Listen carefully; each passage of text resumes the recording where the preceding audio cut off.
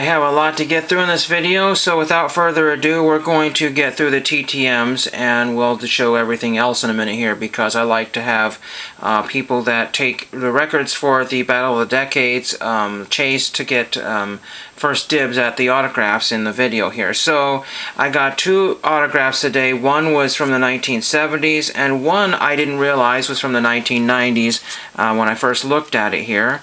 One of the athletes sent me my card back, oranges, grapefruits, tangerines, Florida postcard there, rags, and this guy was in Florida. That's why I used that as my stationery, because I didn't need that.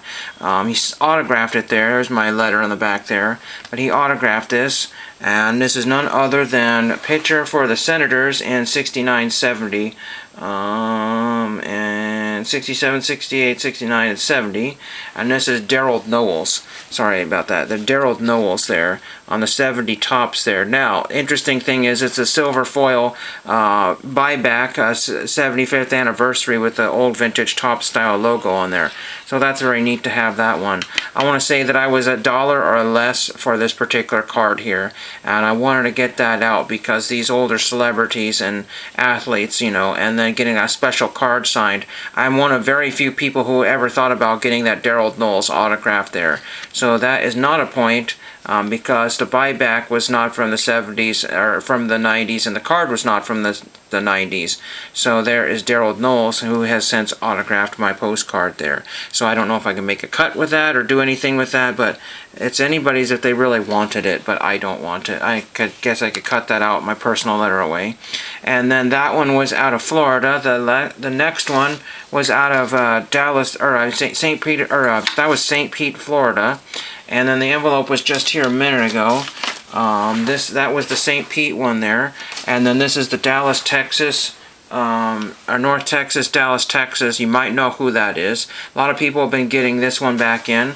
And after he said he was going to stop signing, and I want to say that he did that so people would kind of slow down the amount of mail, but I sent him only one card, and I had really wanted this one, so I didn't send any further, and this is none other than Lee Trevino. Now, this looks like a base card. I can't remember if he was card number 1 in the set or what he was, but the thing is, this one here is a special card because it's the promotional card there, the prototype or whatever. And there's unfortunately several versions of this, and unfortunately I will probably never get the other one. It's a little more expensive, and I may never get around to sending him. Lee Trevino was born a long time ago. It looks like he was born in 39, if that's what it says here, 1939.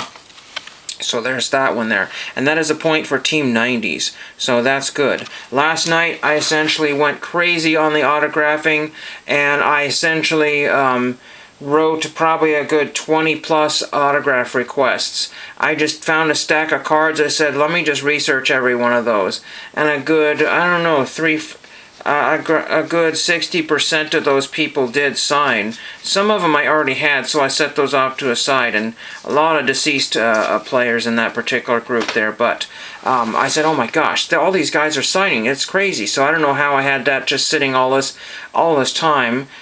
So that will be going on when I get the stamps at the stamp show this weekend. Hopefully I will be able to do that. Interesting thing here is on the background here is Roger Clemens. Roger Clemens still pitches, you bet you. I guess he pitched a whole inning for the Savannah Bananas over the weekend on Saturday. I was able to watch most of the game.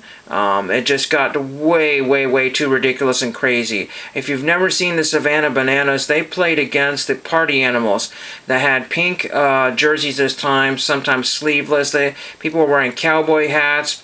People were shirtless. I mean, oh my gosh, it was one of the most craziest thing. People were, you know, ride 'em cowboy and all kinds of. So watch a Bananas game. It was free on YouTube to watch. You can probably go back to the Savannah Bananas channel and watch some of the crazy shenanigans. Some people say this is how baseball has to be. I would probably take some sort of, you know, intermediate version of that. But yeah, 61 years old Roger Clemens played in the Houston, not the Astrodome, but the Houston whatever ballpark that is now. So that was kind of cool to see that. Unfortunately, he got rocked a few times because his velocity was probably not as good as it used to be. But anyway, so there's that one. And then we want to show this off of here. This is from Byron. He's kind of like, you know, Caleb and Bruce that are always doing tradings and stuff like that. Check out Caleb's cards if you haven't done that. There's his note there. I will not read that on screen there for privacy reasons there. But anyway, we got 2 autographs this time. This is in response to the extras that I sent him last time. Mary Costa and Joyce Holden. Joyce Holden was in The Werewolf, it looks like here. Mary Costa, of course, is Sleeping Beauty Disney there. I'm not sure if these people are still alive, but probably. I haven't written a lot of these people because there's just so many on my list. There's so much to do. You know, there's too many autographs and too many people to get stuff out. So thank you for that one there on some sort of customs. I don't know if somebody else made those or he made those, but that's kind of cool. Neat to have those. Then I picked these up at the thrift store, and it was getting too crowded in there, so I decided to leave the local one there. They've had these for a long time, so I bought a couple of these at 50 cents a piece. Postcards of Bridal Veil, Oregon, and that's a place where a lot of people get postmarks from. So if you ever wanted to write Bridal Veil, because a lot of people that get married get cancels there, so I have gotten the cancel from Bridal Veil already. It's just a little kid waiting with their luggage back in the old turn of the century or whatever, and at the railroad station. These were some sort of commemoratives from 1990, the 75th anniversary of Bridal Veil, Oregon. And yeah, like I said, you just have to look up the post office online, figure out their address, and just say, "Dear Bridal Veil, can you cancel my item?" As long as you have the right amount of postage and the return if you wanted to not have it damaged in the mail. And then these have 19 cents on there. The funny thing was that when these came in, the old lady that was working there that day, that's the grandmother of the son that's always there doing the job, the grandmother of the grandson was there, the son was not there. But she said, "Oh yeah, these are all very neat. These are all ready to be mailed, and they're already canceled for you." And I said, "You're ridiculous, old lady." I was not that rude, but I'd explained to her about my X amount of years of collecting in the field and all that fun stuff, and she just told me I was wrong 100%. But she knew nothing about stamps, but she knew that these were ready to be thrown in the mail, and it would save me so much money on postage. I'm like, "Sure, yeah, I'm going to pay 50 cents for 19 cents in postage. That's going to save me money, lady." She just really did not make any sense. She just needed some attention, I guess. But you know, she's one of those people that she tells about how wrong everything is, but how she's never wrong. She's never wrong a day in her life. Never been wrong once. And so I really enjoy it when she's not there. Nice person to talk to otherwise, but just never wrong a day in her life.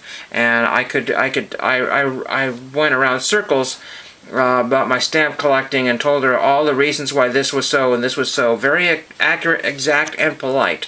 So I have those as gifts for people if they ever wanted one, or I have those as just, I'm going to keep one for my collection and throw them in a random.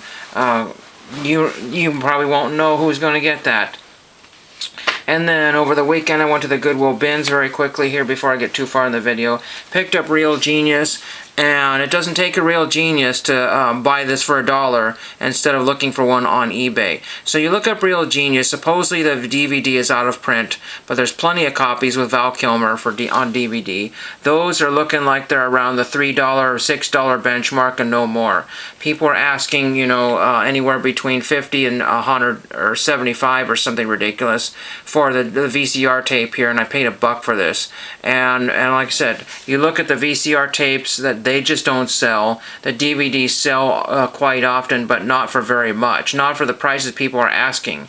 So media is way down, just absolutely way down. There are a few exceptions on the VCR tape fronts there, but this has really essentially what I would consider no value. I just bought it for this nostalgia effect there, and I think Goodwill charged me $1.29 or something close to that. They were going to try to charge me DVD price. I said, "You can't be doing that. That's a $1 too much." You know, so I was already paying too much at $1, so whatever. And then I got this in the mail yesterday through Amazon, and my uncle sent me the holdovers, Discomfort and Joy. I think she just got an Oscar for a supporting role there. There's Paul Giamatti. I don't know if he got anything there. This is supposedly early 70s comedy, I guess. Not really sure. Collector's edition. So the Oscars were on yesterday. I watched it, but it was not really, it was Jimmy Kimmel did not do a good job. They never do a good job. They try to do a combination of dissing whoever's in the audience or whatever, and it just doesn't go over well. All this forced comedy, like the jokes are just not great. So there was that one there. And then I was spent all weekend looking at stuff on YouTube here. I was looking up Real Genius here very quickly here. And I spent all weekend on eBay. Real Genius. This one sold for $15. It was brand new factory sealed. Real Genius unsealed is about $6.14 free shipping, and that was a used copy. And then again, there's no VCR copies as far as I can tell. The movie poster sold for $33. And then, again, actually that's a movie poster. I thought maybe, you have to be careful because some of these, buy two, get one free, if that's really the movie poster or if that's a reproduction movie poster.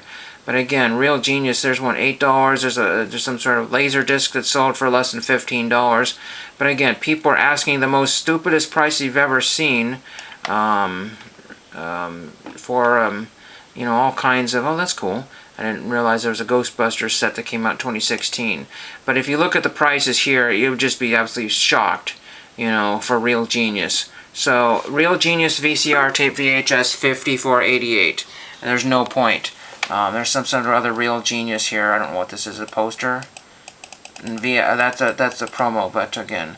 And there's Real Genius in a clamshell there for only $5.15. So why would I want to pay $54.88? There was another copy of Real Genius here for, $65. Where'd it go? There we go. I went too far here. You can either get it for $25 or buy it now for $65. Absolutely ridiculous. That's where fun is not.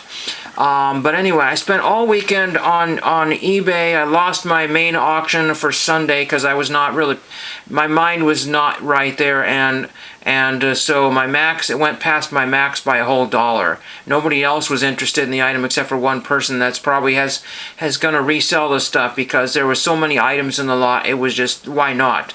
It worked out to probably like $3 an item or something crazy. I have no idea. So I was not paying attention. I fell asleep. So I didn't fall asleep. I was watching the auction physically, but it was one of those snipe bids at the last possible second where I couldn't do anything about it. That's unfortunate, because if it hit that $61 benchmark or whatever it was, I would easily gone to a little bit more than that because I just know what I had there and I just was dumb, not paying attention. But again, somebody could have thrown in 150 and I would have been out. So there was that one there. So I ended up buying a t-shirt over the weekend because I just don't have common sense anymore. I'm looking at all my ABC after school stuff here and all the pictures, and nothing has changed. I haven't bought but one picture in like 2 or 3 months, and nothing has changed. I think maybe 2 pictures disappeared off of YouTube, and I haven't found any new ones. None. Absolutely none. And so I'm not in any rush to overpay for stuff there. Again, if that makes any sense there, why my collections? Because nothing has left. The prices have stayed the same, and nothing new has come in. So why should I be, Johnny on the spot to get everything that's not moving? Or because even if I buy some of these photographs, nobody's going to be listing any new ones. If I wiped out some of these 24 tops, they might load up some more 24 tops, but they're not going to be loading up any more photographs here. The photograph collectors just throw whatever they randomly have on there, so that's what they have. There's no more. They'll be getting more stuff in, but the chances now this is from most of this here is from 1 or 2 sellers here. And again, when it sits and does revolutions on there, it will eventually go down in price, and then they'll have sales. But they haven't gotten down to, so $8 is about as cheap as you can get, and I do want to get a bunch of those. But again, if I have 100 pictures, maybe not 100 pictures, but close to 100 pictures, I don't want to be spending $800 on photographs, because the next person said, oh geez, you got spent $800 in photographs, how about I give you $50 for the whole lot? And that's really true. That's really true. You have to buy photographs for your own particular purpose, and own particular collection. Regardless of how rare a photograph it is, you're always going to be overspending. Back in the day, about 5 years ago, I could get a bunch of photographs on eBay for $1 to $5, and that ship has sailed big time. So it's really unfortunate there, but again, that's just what I was, and I bought something sort of related to this kind of, so I thought that was kind of fun, but not in photograph form. So I haven't got any pickups. Jodie Foster, that's the cheapest one I've seen for $18. The only other problem here is that people say these are legit photographs, you know, with all the stuff, but unfortunately they don't show the backs of most of the photographs, so I have no clue, so I got to take their word for it. Because a lot of people are reprinting stuff here, and I don't want the modern reprint. I could just go to Google Images and type in every other show that I wanted to just print something from the show, and that would not be that's not what I'm trying to do. This one here is $3.76. But unfortunately that's the only photograph from that particular seller, so you know, $7.15 for shipping is a little bit much. You know, I'm looking at closer to maybe $4 for shipping, not almost $7.50 for one photograph. And you know, that would make sense if I could get 3 or 4 photographs on them at that $3.76 price, but I can't do that, so that's not good. I'm looking up some of the records that I got over the weekend, and some of them were good and some of them were just not good. Let's see what I have here. That's Real Genius. Already looked that one up here. Looking up some other 70s era stuff here. So without further ado, I'm done with the video. I've kind of ran out of things to say. I had other things to talk about, but that's for another video. So anyway, TTM's first, and the mail second, and then what I did over the weekend third, and thank you for watching.